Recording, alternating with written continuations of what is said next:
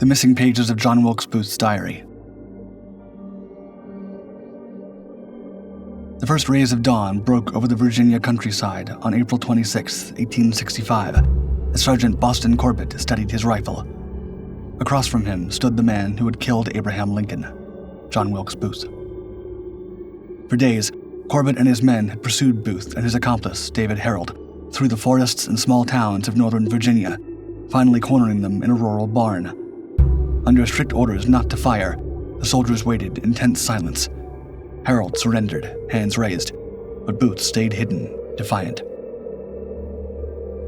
Moments later, Booth shifted. Corbett fired his rifle, with a bullet striking Booth in the neck and paralyzing him. He died hours later, his story untold.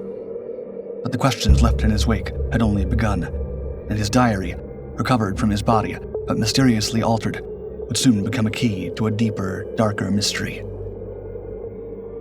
Booth's diary was handed over to Secretary of War Edwin Stanton shortly after the assassin was killed.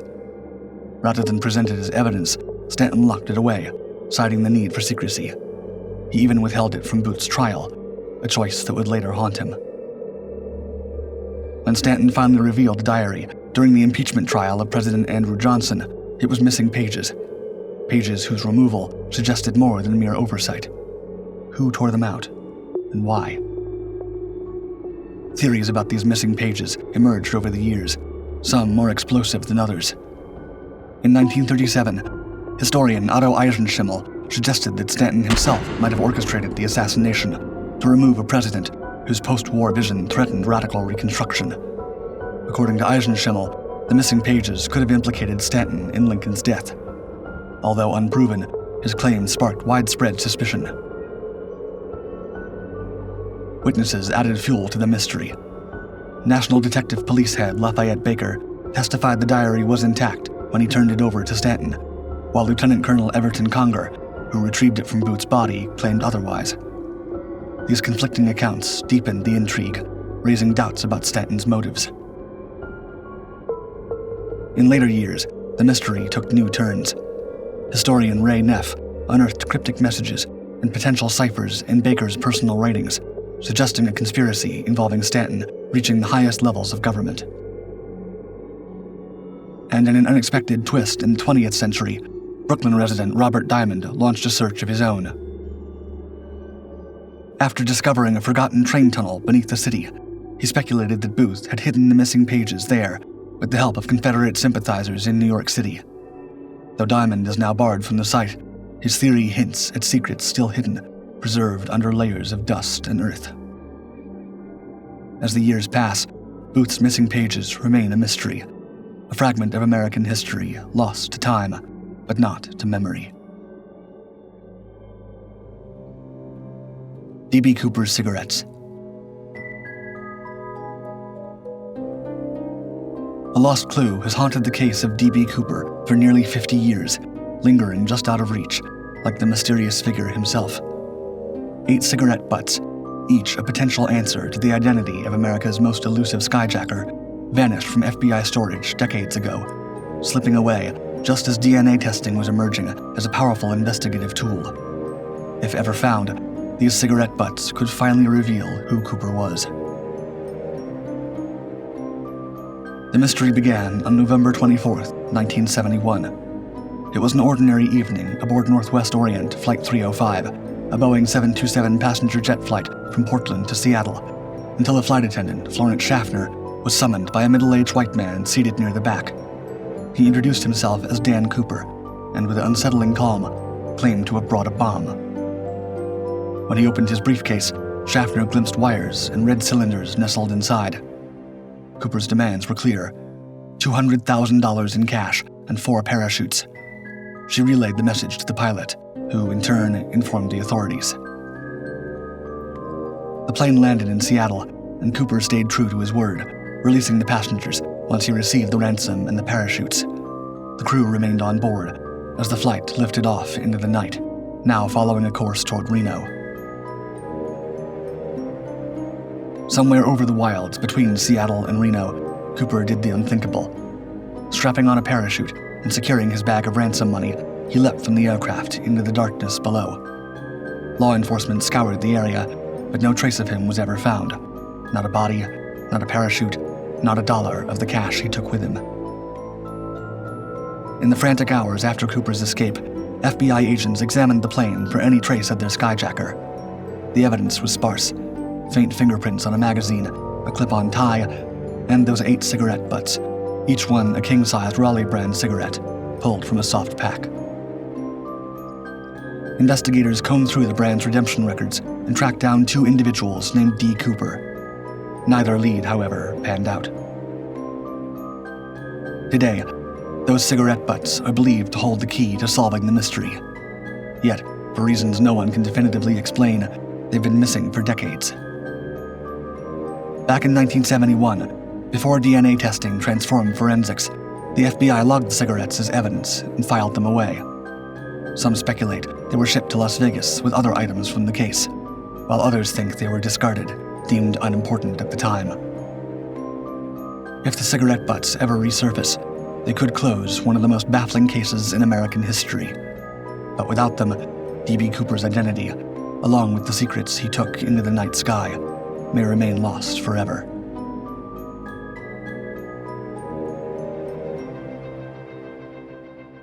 From Hell. From hell, the letter read, a grim message to George Lusk of Whitechapel's Vigilance Committee. It arrived not alone, but wrapped around something far worse, a human kidney, soaked in alcohol, a ghastly trophy from a killer who eluded capture. Almost as quickly as it surfaced, the letter vanished, leaving behind only copies and questions. Over a century later, the truth has slipped further away with each passing year. From August 31st to November 9th, 1888, 5 women were killed on London's East End. The Ripper had come to Whitechapel. Streets that were already gripped by poverty and desperation were now haunted by a killer who left a bloody trail of terror. Detectives began piecing together the horrors, their dread confirmed when taunting letters started reaching the press, signed Jack the Ripper. London shivered in fear. By mid-October, Lusk had become a well-known face around Whitechapel. His dedication to the Ripper case was noticed, it seemed, by more than just the residents. Strangers began following him, watching a little too closely. Then, on a cold evening, Lusk received a letter. Claiming that the kidney was half of one taken from a recent victim, the Ripper boasted he'd consumed the other half. Initially, Lusk suspected it was a morbid prank. The police had already been flooded with false letters. Yet, after examining the organ, experts confirmed it was indeed human, forcing them to reconsider. The letter's erratic spelling and crude grammar hinted at the author's background. Was this someone poorly educated, or perhaps a person of Irish descent, as some theorized from the peculiar phrasing? But even as suspicions mounted, the From Hell letter vanished from police files, preventing further analysis beyond the copies made. The physical evidence slipped into obscurity, as did any immediate hope of identifying the Ripper. In recent years, DNA analysis has raised new theories, linking suspects like Aaron Kosminski through controversial evidence. But without the original letter for modern forensic analysis, these findings remain inconclusive. Until then, the From Hell letter lingers as one more mystery in the shadowy legacy of Jack the Ripper. The missing JFK photos and files. On November 22, 1963, shots rang out across Dealey Plaza in Dallas, Texas. In a moment that changed the course of history, President John F. Kennedy was killed. 10 months later, the Warren Commission released its final report, declaring that Lee Harvey Oswald had acted alone. But as the years passed, doubts began to stir, and public confidence in the Commission's findings waned. By 1998, the Assassination Records Review Board, tasked with unearthing documents related to the case, revealed a series of troubling discrepancies. Missing examination notes, vanished photos, and disturbing inconsistencies raised a haunting question: who really killed Kennedy? The most glaring example was the destruction of an original set of notes by Dr. James Joseph Humes, one of the doctors who examined Kennedy after his death. During his testimony, Humes admitted the process had been rushed, and procedures like removing and weighing organs had been skipped. Astonishingly, he confessed that the notes preserved in the archives were mere copies. The original draft, he said, had been burned.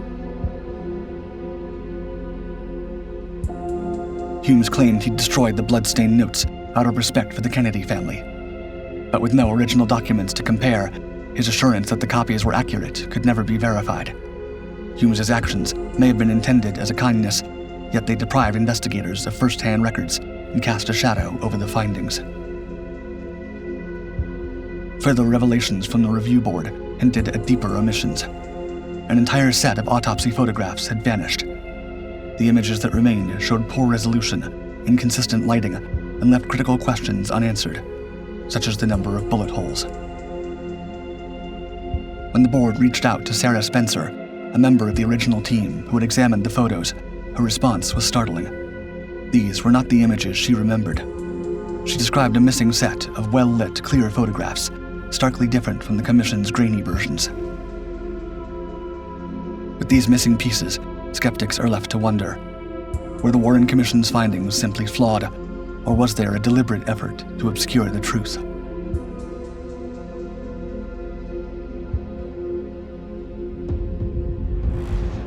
The Tamam Codebook.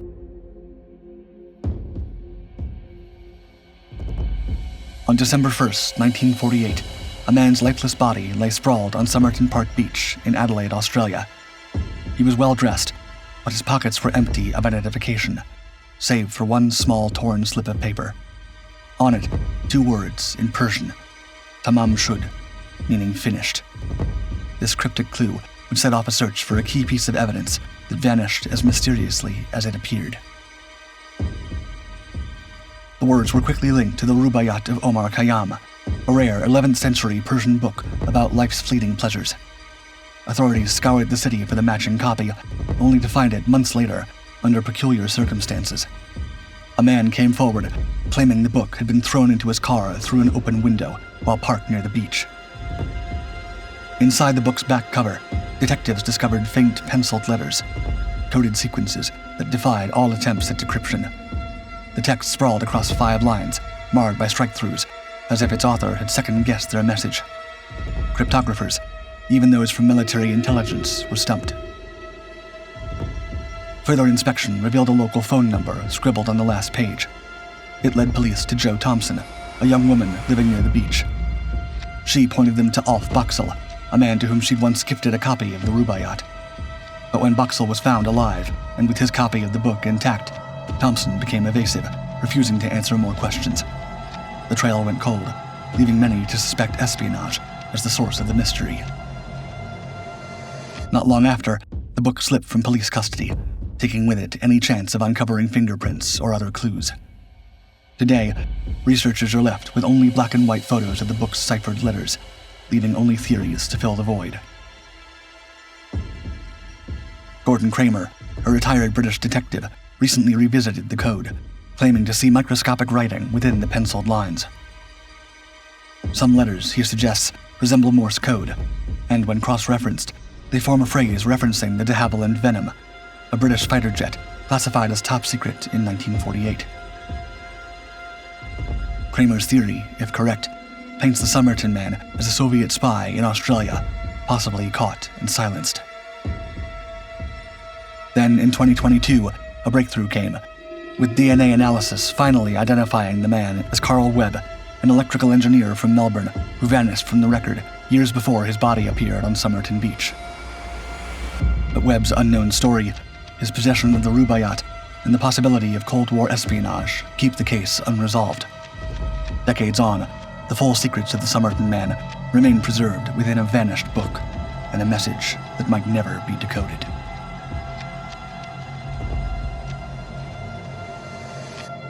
Which of these missing pieces of evidence is most likely to be found? Let me know in the comments.